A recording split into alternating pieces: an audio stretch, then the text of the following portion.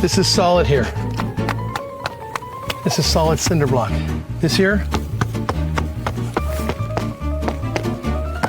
this is where the hive is. I'm pretty sure, let me check. I'm about to remove this 5/8" piece of plywood. Underneath it's more wood. When I get that open, the beehive will be exposed.